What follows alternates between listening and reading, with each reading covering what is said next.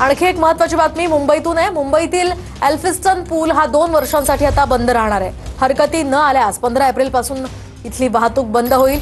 तर सेवरी वरळी कनेक्टर प्रकल्पाचा भाग म्हणून हा पूल नव्यानं बांधला जाणार आहे। MMRDAच्या माध्यमातून डबल डेकर पुलाची निर्मिती होणार आहे आणि याचाच आढावा घेतलाय आमच्या प्रतिनिधींनी।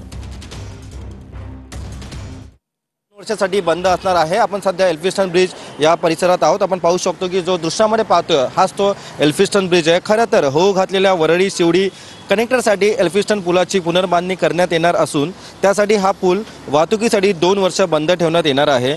जुना ब्रिज तोडून त्या ठिकाणी डबल ब्रिजची निर्मिती MMRDAच्या माध्यमातून होणार आहे। तसेच एल्फिस्टन पूल बंद करण्यापूर्वी वाहतूक पोलिसांनी हरकती मागवल्या आहेत।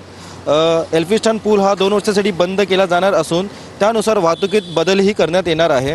या पुनर्बांधणीच्या कामासाठी मोठी वाहतूक कोंडी होणार असल्याने पुलाच्या नियोजित पडकामासाठी 13 एप्रिलपर्यंत सूचना हरकती मागवण्यात आल्या आहेत। नागरिकांनी 13 एप्रिलपर्यंत हरकती न घेतल्यास 15 एप्रिलपर्यंत वाहतूक बंद करून पडकामास सुरुवात होणार असल्याची माहिती समोर येत आहे। खरं तर आपण पाहू शकतो की हा जर ब्रिज आहे हा जेव्हा बंद राहील तेव्हा मुंबईकरांना मोठी एका प्रकारे कसरत करावी लागणार आहे।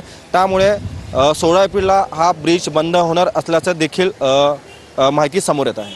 व्हिडिओ जर्नलिस्ट मनीष विचारेसह मीरा विखरात TV9 मराठी, मुंबई।